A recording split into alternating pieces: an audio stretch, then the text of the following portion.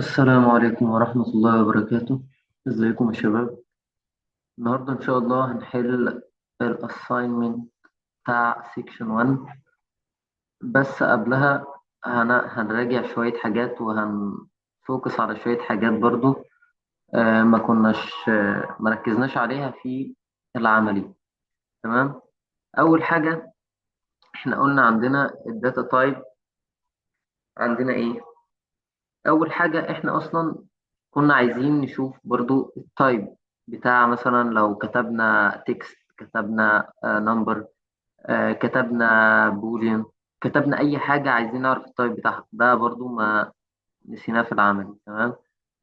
فقبل ما نحل هنراجع الأول. تمام.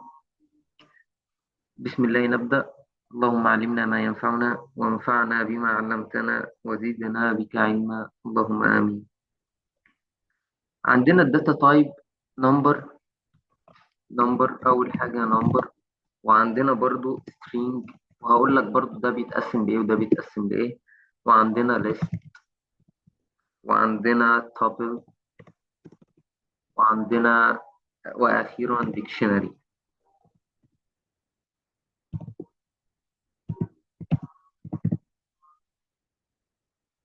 أول حاجة النمبر. النمبر ده بينقسم لإيه؟ بينقسم أربع أقسام: integer اللي هي الأرقام واحد اتنين تلاتة، integer. ولونج ده الأرقام الكبيرة، وفلوت، وكومبلكس. تمام. السترينج ده برضو هنتكلم فيه، لازم نتكلم فيه عشان برضو العد برضو فيه، وهينفعنا برضو في الليست عشان برضو لما تيجي تعد سواء string أو number برضو. بعد كده الليست دي برضو هنشوفها، والتابل، والديكشنري. تمام. لو عايزين بقى نعرف تايب أي تكست مثلا، نشوف التايب بتاع الفاريبل مثلا اللي احنا هنكتبه. أول حاجة مثلا هنكتب x equal 5. بعد كده y equal. عشان نكتب تكست لازم نحط دبل كوتيشن أو سنجل كوتيشن. فهعمل أنا أهو دبل كوتيشن. هكتب مثلا عبد الحليم. بعد كده لو عايزين نعرف التايب هنعمل برنت، نفتح القوسين. في فانكشن جاهزة اسمها تايب، فأنت بتكتب تايب وبعدين تفتح قوسين وتكتب فيهم الفاريبل اللي انت عايز تعرف التايب بتاعه. عايزين مثلا نعرف الاكس. قال لي انتجر ده رقم. طب افرض انا عملته كده. قال لي فلوت ده رقم عشري عشان في كسور. افرض انا كتبته كده، هل هيقول لي ايه؟ شايف الترو كتبت ازاي لو انا كتبت ترو كده؟ بص، ما ولا هيديني اي حاجه، هيديني ايرور. في البوليان الترو والفولس اول حرف فيهم كده هيديني ايه؟ بول بوليان. لو كتبت ايه تاني؟ تمام كده. لو كتبنا تكست فعايزين نعرف التايب الواي. التايب اوكي. string ده عشان ده تكست. طب لو انا حطيته ما حطيتوش بين دبل كوتيشن هيديني ايه؟ مش هيديني حاجه، هيديني ايرور. تمام. آه لو عايز برضو بدون فاريبل وعايز اكتب مثلا هنا تايب، عايز اكتب مثلا ده string، بس انا في فرق ان انا هنا اديت له التكست ده دايركت على طول، وفرق ان انا حطيته له فاريبل وهنا حطيت اسم الفاريبل نفسه. تمام. ده كده عشان نعرف التايب. بعد كده نقدر ندخل على السترينج. عايزين بقى نتكلم شويه في السترينج. ننزل تحت كده شويه. السترينج مثلا انا هكتب str equal، هكتب اي سترينج مثلا، هكتب. تمام. انا كتبت سترينج. عايز بقى، انا ممكن دلوقتي هعمل له برنت. اعمل بقى برنت، اكتب ايه؟ مش هكتب عبد الحليم جمال، هكتب الاس تي ار اللي هو الفاريبل، هيطبع لي عبد الحليم جمال. طب لو انا عايز اطبع اول حرف فيه، تفتكر هكتب ايه؟ هعمل له، هكتب برنت، وهعمل كده، وهعمل اس تي ار عشان اكتب او اطبع اول حرف، سواء تاني حرف اخر حرف. السبيس دي بتتحسب على فكرة، تمام؟ عشان لازم افتح سكوير براكت كده، واكتب هنا الرقم، الحرف اللي انا عايز اطبعه. هتقول لي عشان اطبع الايه هكتب واحد، تفتكر لو كتبت واحد هيطبع لي الايه؟ تيجي نجرب. طبع لي البي. ليه طبع لي البي؟ عشان في البرمجة العد والترتيب بيبدأ من الزيرو. هنا صفر واحد اتنين تلاتة أربعة كده. لو عملنا عايزين نطبع ايه، عملت زيرو طبع لي ايه.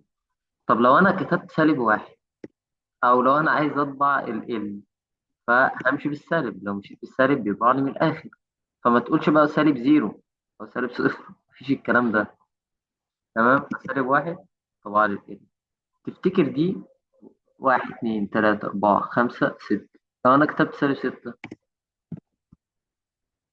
هتقول لي ما طلعش حاجة. أقول لك لا، السبيس دي اتحسب.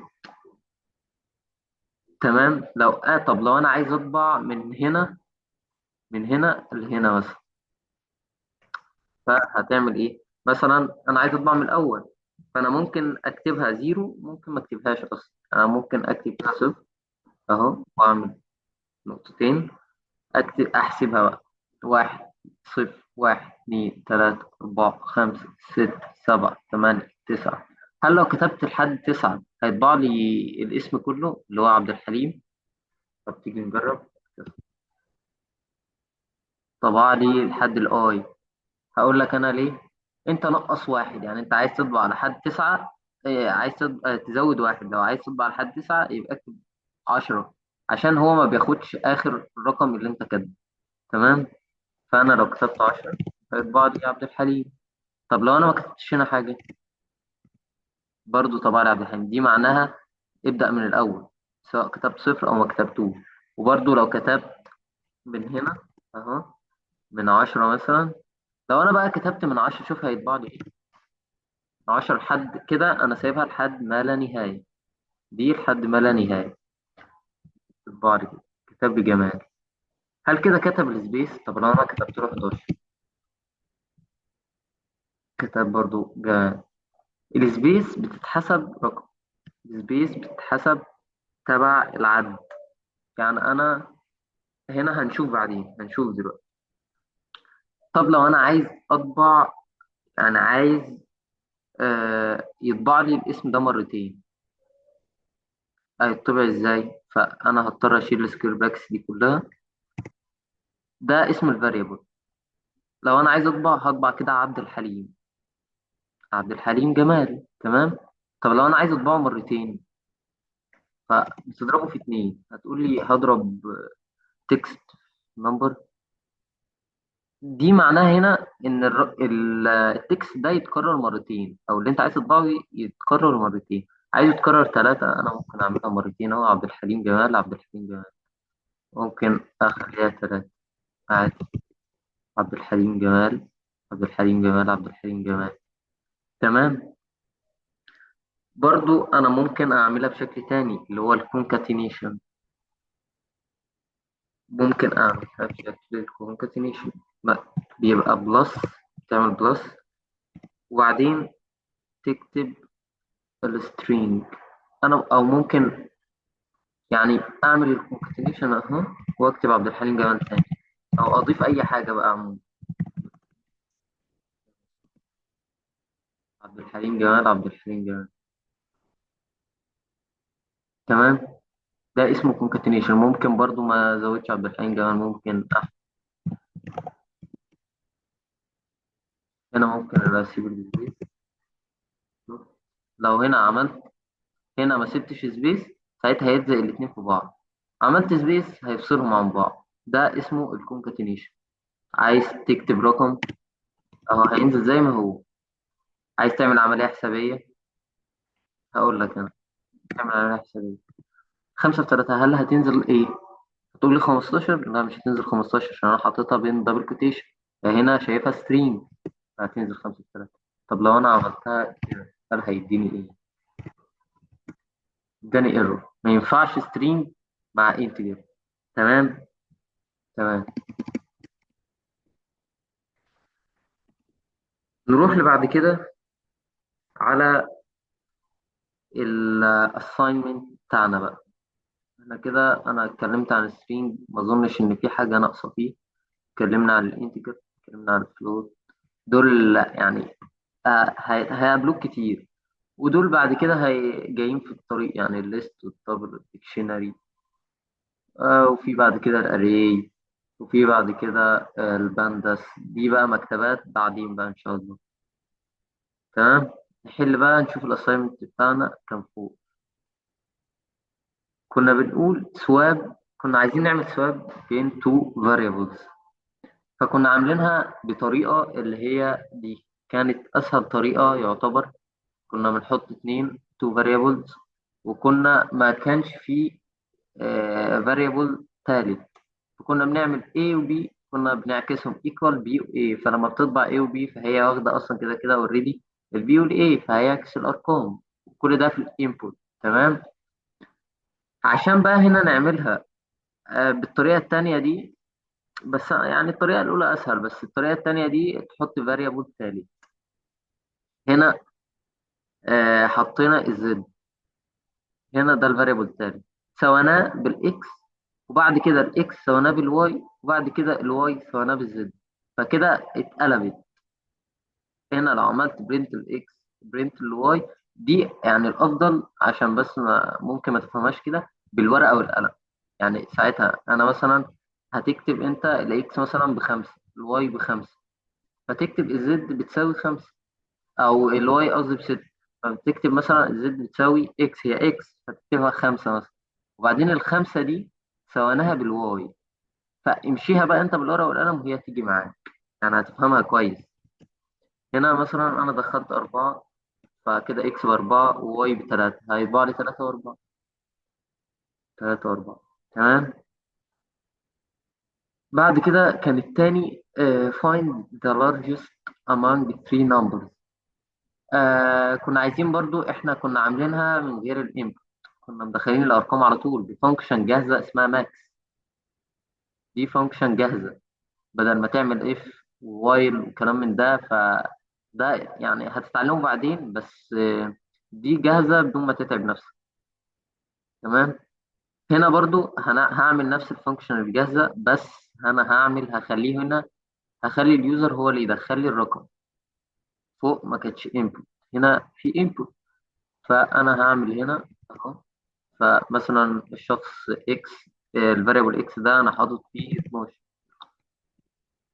واي ده انا حاطط فيه 10، زد ده انا حاطط فيه مثلا 9. هيطبع لي ايه؟ المفروض الماكس 12، اداني 12. تمام. انا برضو ممكن اعمل بمينيموم، انا ممكن اعملها بمينيموم. ثواني، يعني ايه ده تحت. ممكن لو انا عايز اعرف اصغر رقم، ما هي ماكسيموم في مينيموم، اكبر رقم واصغر رقم. مثلا 1 2 3، هل هيطلع لي؟ هيطلع لي الواحد. تمام. بكده ما اعتقدش ان ناقصنا حاجة او نسينا حاجة في المحاضرة الاولى. نسينا ولا نسينا حاجة في السكشن 1، كله اتشرح، والاساين بتاع سكشن 1 اتحل. ان شاء الله باذن الله نتقابل في ليكشر 2 والسكشن 2 بعدها.